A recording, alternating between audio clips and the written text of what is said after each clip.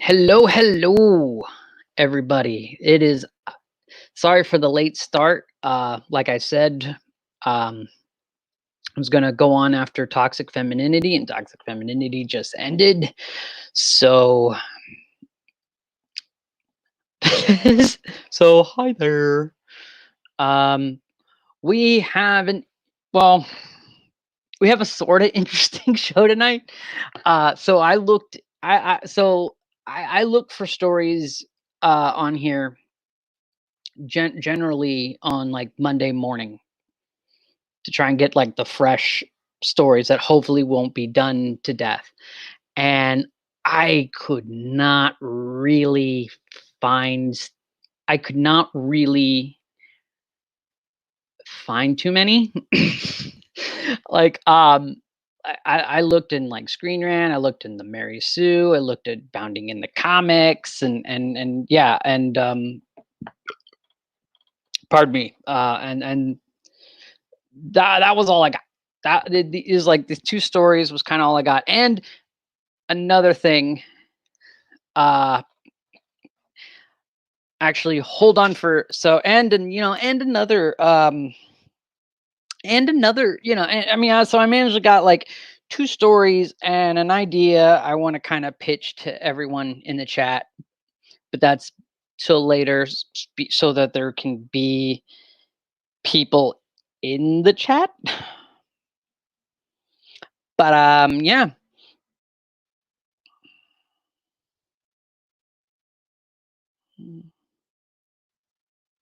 But and I'm kind of I'll be honest, I'm kind of stretching to get I'm stretching until I'm stretching until a little bit until I can until maybe some until some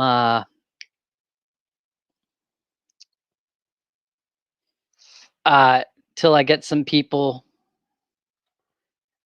until I get some people in the thing. Um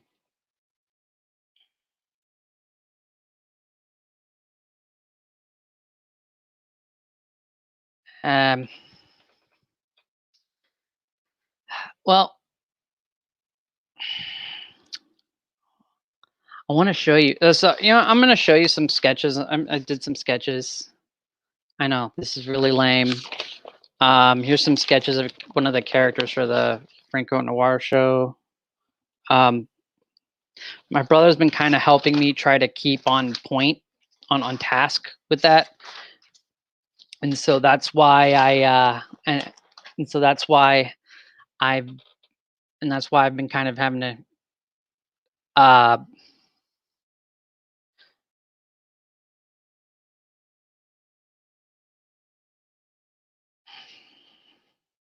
so that's why I've been kind of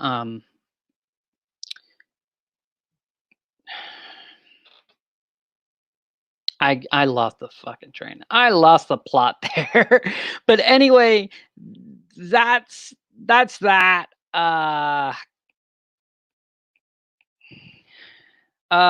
Yeah.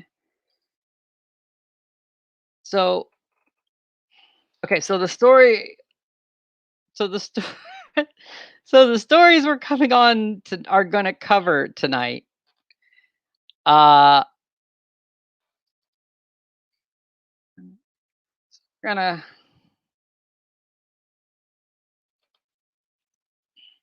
so we're gonna cover okay, so we're gonna cover a few stories.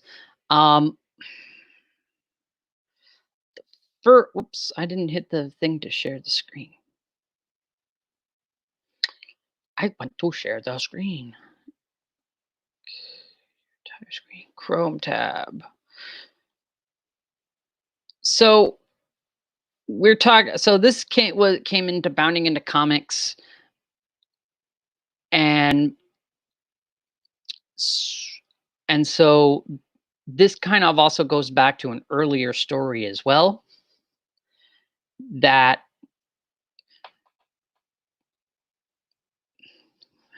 from the 1st of May, and I might make a move. Not make. I'm working on a video of it. I'm not really all that proud of it, so I might not do it. But so Star Wars group writer Matt Martin thinks Star Wars canon is fake, is all fake anyway.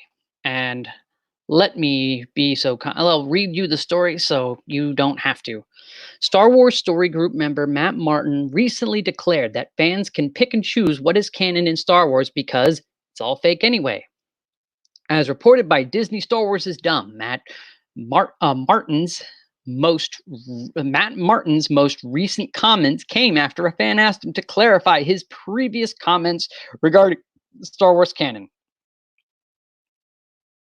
And in the article, he also linked to an article from IO9, from Gizmodo IO9, that was basically is that our fascination with canon is killing Star Wars. Oh, here is one of my guests. Hello, Tom. Hail, how you doing? I was trying to stall. I was trying to stall as best I can, but so yeah, as I was saying, it's like, and I'm pretty sure everyone, all the YouTubers in this area are going around and been covering it, but basically, it's the Star Wars thing. It's this the thing where the Star Wars is not, don't worry about canon because it's fictional stuff anyway. And I wanted to come. I'll be honest. I'm kind of kicking myself for not remembering about this because I kind of wanted OG Star Wars to come on here. I'd love to have a conversation about this, um, but you know what? First, I'm sorry. Let me go. Here is Tom from Midnight's Edge and Midnight's Edge After Dark. And I was. I know you've been saying that. I know you've been saying this in like 2 different streams. Your opinion. Do you want to rehash your opinion or? Sure. I don't know how long I got here because I did. Somebody did ask me to do a stream here at midnight, but I don't know. I haven't heard back from them yet. So until I do, you got me that long anyway. Awesome. I'll try and. I know we touched on this a few months ago when the story originally came out, and this guy is just vying for more interest in the story, evidently. I don't know if he's the guy who actually wrote it or if he's not. He just referenced it in a and to me, this whole canon is not important. Stories are bullshit. But it's bullshit. It's all bullshit. Because just rules are there for a reason. Verisimilitude exists in a story because you have to have some kind of rules for a person to attach themselves to. Otherwise, none of it makes sense. There's no stakes. It doesn't matter. Nothing matters. It's the same reason why they usually have to kind of pull back on Superman's powers, for instance, or something like that, because otherwise it's so like you're getting yourself to a point where not just budget wise, but just because nowadays you can do anything, but you get to a point where it's like, okay, Superman's so overpowering everybody. What's the point of this? That's why it's so difficult to kind of really buy something like Batman versus Superman unless you depower him in some kind of way, because otherwise, like he says, right in the movie, I could just kill you right now if I wanted to, basically, in so many words. And you have them kind of problems. And, it all the way goes back to lessons learned from like the Nightmare on Elm Street series where they broke some of the rules in part 2 compared to the first film, and they learned the hard way that we got to have rules. We got to have a Bible for Freddy, what he can and cannot do, and that makes a big difference going forward in how the stories were handled. Exactly. And yeah, you got to have rules, otherwise your universe makes no sense and holds no weight. Well, actually, so going back, to be honest, I'm personally of 2 minds about it, because on the one hand, I wholeheartely agree with the fact that you have to have canon is basically the fabric of a fictional world. That's way I see it is that's part of the unspoken agreement between an audience and a creator. Is that canon? And I'm happy you mentioned about you mentioned about horror movies, because like in the video I was working on, I was mentioning about how with werewolves, the rules that we know for werewolves was formed in Universal Studios Wolfman, and it's like some of those rules, like you show you the symbol of the pentagram shows in the hand of your of your next victim. It's like, yeah, that was cast aside, but all the things like silver bullet, I think transform in the moon. Well, actually, no, no, the trans. I don't remember. Maybe like the thing with like the being killed by silver is like that came from that was all that was brought into the that was brought into the the canon of what's considered a werewolf. Well, I think you're kind of actually, and I mean, not to interrupt you, but I think No, you're go kind ahead. of, I think you're kind of mixing lore with canon. Lore is something that's attached to things that are not necessarily specific to any story, like vampires, werewolves, certain types of monsters, goblins, things like that. There's a lot of different ways and directions you can play fast and loose with how you treat them. Like you just were pointing out, silver bullets in one story may not be as active in another story. It just may not be a thing. That's a little different than canon inside of an actual story. Now, if you're in your canon, you say that silver bullets kill werewolves in your story. That's your canon. And then the next page, some werewolf gets shot by a silver bullet and they don't die. That's breaking your own canon. Absolutely. Yeah. So there's a little okay, difference there. Yeah. 'cause I had an argument, not argument. I had a conversation with someone else in the toxic femininity chat too, and so basically, is what I mean with canon is because canon is not only it's basically it's the history of your universe, the world of your universe, Right. And all if you sorts, and even want to get, if you want to get fast and loose with canon, you can say like, okay, I'm going to throw you into a Superman movie, but I'm not going to give you his origin. Superman Returns is a great example, yeah, because it goes under the assumption that you already know the canon of where Superman comes from, right, the basic ideas of who Jor-El is, right. who Lois Lane, Jimmy Olsen, are. Yeah, and the whole and the whole reason why in superhero movies they establish a canon, why a lot of superhero movies they establish with an origin story is because that's them, because basically they're saying is like, okay, the world that they live in is like our world, except Exactly. this happens. That's why, like with horror movies, I was saying is like a lot of times they borrow the canon of the real world when they tell their horror stories, but and by being like, this is by being like, this is this is just like the real world, but at Camp Crystal Lake, when a storm comes, a giant zombie is going to come and kill people who have sex, do drugs, or whatever. It's like this is the deviation that we're asking you to accept in our reality. And that's why, like, I was telling the guy in the toxic femininity chat, is that canon is the fabric of this fictional reality. Yeah, exactly. I mean, you can have lore, you can have ideas, Yeah. but like even if you want to go as solid as something like the Bible and the story of Jesus, there's certain parts of there that are just canon to that. So, in fact, that's where the word canon comes from. Right. Exactly. So, and like, I mean, all right, I didn't want to go into the Bible, like even when I was but that's making what my they're video going called. to the So it's Bible. kind of Well, no, like, well, even no, if no. you don't want to get into a religious aspect, Hold on, Tom. Hear me out. So, there was a council in Rome. I forget the exact date, but they actually, when they were forming what books were to go into the Bible, they actually had books. It was that they actually did. There was a bunch of books that didn't go. Like, for example, there was like the Book of Thomas or something. That it was not considered canon and was not included in the Bible. And books like the Book of Hebrews almost didn't even make it into the Bible because it did not fit into canon. So that's I'm sorry, that's what I was saying, is no, like, and I wasn't even bringing it up for the religious connotation, but it no. really that's the reason it's there, and that's where it comes from, is the whole point of it. Yeah, so Yeah, like, absolutely. Yeah. right, once you start changing things, then then it kind of creates the term sacrilege, whether it is and in something like a franchise, that is kind of like, you can look at it as a religion. Okay, we have the religion of Star Wars. We have these set rules for what, canon is. George Lucas was the keeper of the canon for many, many years. He decided what was and wasn't canon. And now, unfortunately, that is under the guise, or however you want to put it, of Kathleen Kennedy. Yeah.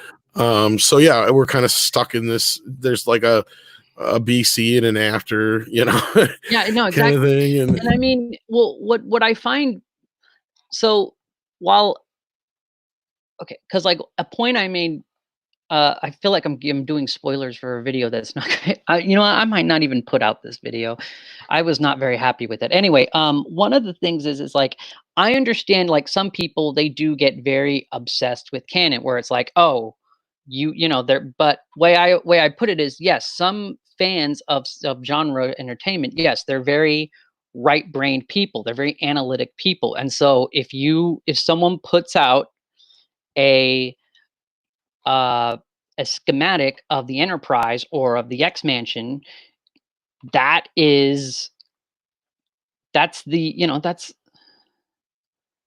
so that's, it's kind of like, that's considered canon. And it's like that, if you don't have those if you do not have that thing engineered to those things, it's not considered canon. And it's like, you got to understand is that is that this stuff has inspired so many people to create so many things that we take for granted. It's like, right. And even George encouraged that creation absolutely within his world. I mean, he even put out there, I remember the early days of the internet, you could go download sound effects and stuff for your fan films. And I know a lot of people hate one of the things about with My Little Pony, Friendship is Magic, and I only watch the show because the missus was watching it during a very tough time, but they actually really loved the fans like creating original characters in that style, and like making original like songs and adding to the lore. They've even borrowed from that, and it helped create this large, I mean, the thing with Bronies, it's like, you know what, it's just one show about candy colored ponies, but there's a large fan base of it because they encourage to play in the sandbox. And I get a little whatever on them, but I get no, I know. But I'm just saying, it's like like they had a movie that was in theaters for a little bit, but went mainly directly to video, called Equestria Girls, and they have said on record that they made it because of fan art. Because fan art, then that's fine. There's nothing wrong with encouraging that. Oh no. But I'm saying is like that goes along with that whole point of adding on to the mythos. And my big point is, and I was saying, is that because like my thing is with canon is it has to be agreed by the audience. I know Doomcock made a bunch of rules and stuff, and I respect that, but it's like, that's the thing with what's canon is like, it's an agreement with fans. And yeah, you can argue back and forth about what's considered canon, what isn't considered canon. The way I see it is, it's kind of like the middle. Yeah, you're right. I mean, really, if you look at it, I mean, that's the best way to put it. It is an agreement with the fans or the reader or the watcher or the listener, that there's a predetermined understanding that this is what you know of. Because like a great example is a movie like From Dusk Till Dawn. That movie only works if you understand what vampires are, because once you're thrown into that second half of that film, if you have no clue what a vampire is, then you're completely lost, and you're like, what the fuck am I watching? Exactly. You know, and you'll have that from time to time. But again, that speaks right to the truth of the kind of overall lore of vampires, where that's important. And then the canon, though, part of things like you're getting to is, it's very important that, you have an arbitrator of canon and somebody like that. And the grand sweeps are more important than maybe the little things sometimes. Yeah. But if the little things can cause big problems, then you have an issue. And I mean, that's where I don't have problems so much with something like an H2O Halloween, where you kind of rebooting it in a way, and that's the truth to me. We throw around reboot and remake and reimagining, and those terms are thrown around all the time. And to me, a lot of times those terms were made to just cover up the term remake. Now, a Right. remake to me is any movie that was made before and is being remade again. Yeah, like Now, you can the do a last like re-edit. that last Yeah. Child's Play movie was a remake, Yeah, that was technically a you know, remake. and Now, you can do a readaptation of a book, but now if you're taking elements that were only in a movie before that, then it's no longer a readaptation, it's a remake. The Carrie remake is a great example of that. Because right, when they first made that, it was initially closer to the book, but then the studio mandated they go back and add some shit in that was only in the movie, so people would be like, recognize it from the movie, basically, because those were important parts that people remember, even though they weren't in the book per se. So then at that point, that book went from being a readaptation to a remake. And then the word reboot to me only exists in the world of like I just said, Halloween H2O, where you've had a couple sequels that don't exist anymore, but a few of them do. yeah, And like you you're said, that's again retconning, like yeah, you're kind of you're renegotiating that agreement with the fans. exactly, exactly, and I mean, to bring and also, a perfect example of that as well is look at the Joker. Is you look at almost every movie, every incarnation of the Joker past 1989 has all been predicated on the Killing Joke. Just one comic where they establish all this stuff, and yet because the fans liked it so much, they consider that canon for the Joker. Even To a though the point. joke, even though the Joker is through other times in the comics has been kind of different in that respect, and so that's that. I mean, that's like going back to I look at it a little differently because I know kind of the argument you're getting to with that. I look at it as the Killing Joke was just kind of like we finally got to see the real side of everything, as to where these things were implied in the other stories in the past, but we never got to that point because you were looking at basically a children's comic book. And then in the 50s, they really, really had to pull back on these characters. Mhm. I mean, and I get it. Like in the original Envision, he was just basically a deformed gangster, and I Yeah, understand exactly. He in was a most people's mafia. mind, in most people's eyes, I get that. But there's He was also that Professor gravi. Moriarty, I basically. get that Yeah. to a point, but the version we enjoy and we love comes between the Romero version, the version you're talking about, and kind of this idea that the Joker's not only just a deformed gangster, but he's the gravitas he has, he has that Charlie Manson thing about him, to where he can bring people into his fold, and despite them obviously knowing he's crazy as can be, they're still willing to follow him. And I'm not just talking about people like Harley Quinn. I'm talking about just his goons, Yeah. in general and stuff like that. Because, to be a gangster, you got to be more than just smart. You got to be clever and all these other things, and a Charismatic. good leader and charismatic. And with Joker, you get all these great things. And I never meant to imply that he was never smart. And I don't even think that the Killing Joke implies that at all. In fact, I think it implies the complete opposite. I don't think And it's I feel like it takes him to that next level, actually, that we've never got to see really. Well, we've seen it many times since, and we've seen it in Dark Knight Returns and a few yeah. other Well, places. he's But always yeah, been Joker a guy. Oh man, going kind of veering off topic for a little bit. Joker has always yeah, been because I kind really of, do have to run here soon, so oh, I'm okay, actually going overtime. But I'll give you 2 more oh minutes no, here. no, okay. Actually, you know what? Since you're here, and I'll probably, since the only other story I was going to cover was the Deadpool 3, and there's no one here. I had an idea, and I wanted to pitch it to you. And I was thinking, because the I was looking at Geeky Candy's uh, Twitter thing with Dana Schwartz, Hmm. and I was thinking, what if someone?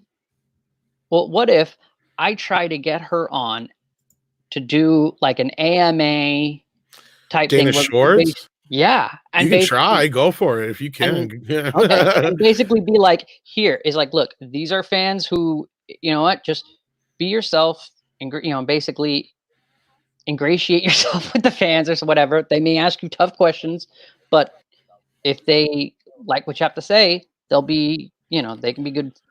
I say go for it, but yeah, I really do have to run, and I do Okay, apologize. no So worries, no take worries. care, Willie, and Take I care. love hanging out with you, and hopefully we'll I do it do again real too. soon. I do All right, take too. care. Bye. Take care, brother.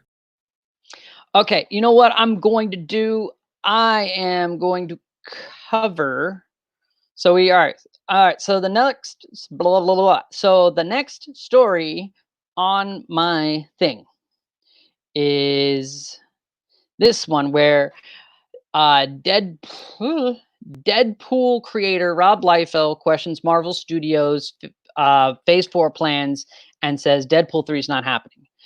Now this was usually like if you look at the rumor channels, they'll say like, oh, for movies that would be considered for Phase 5. Pardon me. Deadpool 3 was one of those films that they would always say is like as a given, and they'd probably, kind of put down a possible date. Now, here's my not so humble opinion about it. I don't think Deadpool 3 was ever going to be on the table. And I think I would not be surprised if the rumors were made by Ryan Reynolds because he wanted to he wanted the fans to pressure Kevin Feige into allowing a Deadpool movie that with him. Because I mean, he did admit that he leaked that test footage of Deadpool, and he has been a very avid cheerleader for it. Here's why I think Deadpool was never. Oops, I need to fix this. Deadpool was never in the cards. Is because it's a rated R movie. I think the failure of the PG-13 version of Deadpool was what killed it, because the reason why. So there's a general rule in Hollywood that big budget that because you restrict the audience who. Oh, I'm going to take that off. I don't want to see that. Because you restrict the audience of who can go into see your movie, because like with most movies, with most rated R movies, you need to be 17 or older to come, and you're supposed to basically keep the younger people out. So that said, you cut off a lot of the younger people, and because let's be honest, Marvel makes a lot of their money off of toy sales. So you restrict that by making a rated R movie. And generally they're like, that's why also too movies like, well, that was part of the reason why like when Matrix Reloaded came out and that became the highest grossing rated R movie, why it was considered so amazing was because of the fact that, they usually don't make as much money in the movie theaters. Like the reason why horror movies, for example, or dramas tend to make a lot of money in the theaters is because they're cheap. And that's why you don't usually see rated R tentpole movies. And I think that's what killed Deadpool. And I think that's why we're never going to see a rated R Deadpool. I mean, we're never going to see a Deadpool 3. And we're probably never going to see a rated R Deadpool again.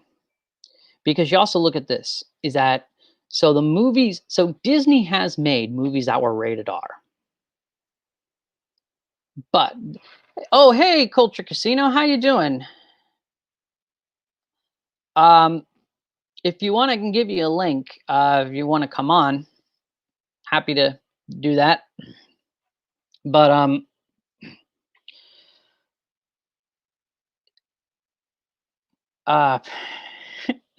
so oh, okay, no worries. That's seeing the thing is like I can't. No worries, man. But anyway, they made movies. Disney made rated R movies, but they made it under a different. No Deadpool. They made it under a different studio name, Touchstone Pictures, and they were able to make their highest grossing rated R movie, which was Armageddon. They made, or was that? And they made Pretty in Pink, not Pretty in Pink, Pretty Woman. Oh my gosh, Pretty Woman, Who Framed Roger Rabbit, etc.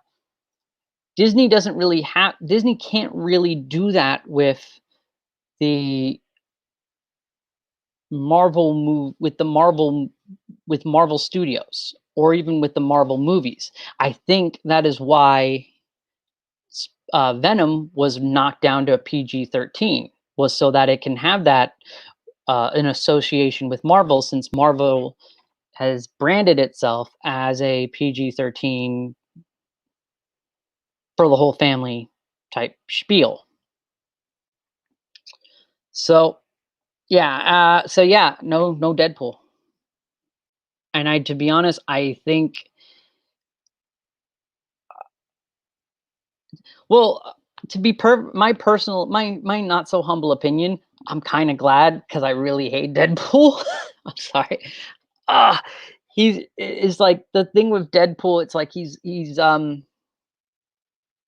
very much like,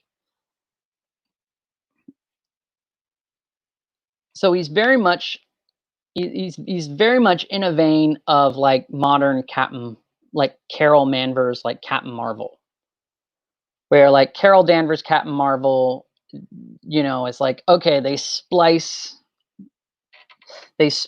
all these they splice all these different aspects. Well, actually, hold on, let me rephrase that.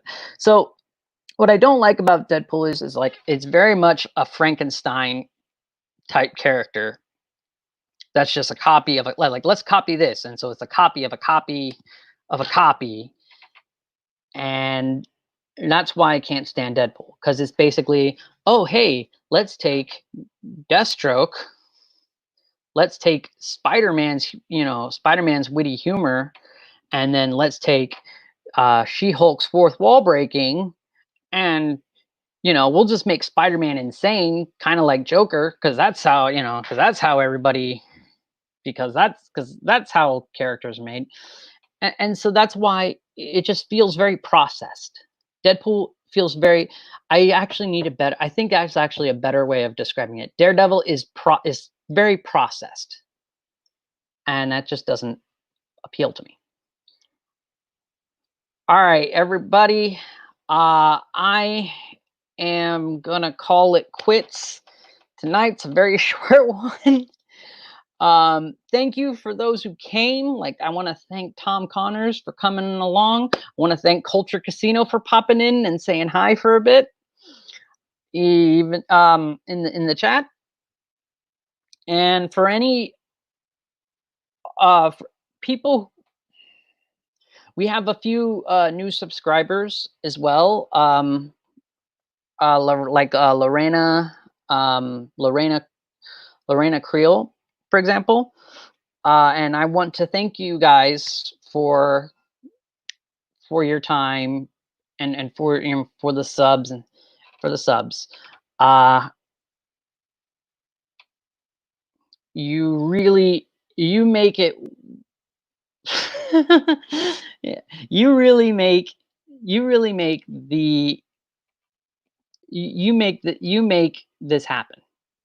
All right. Bye. End broadcast.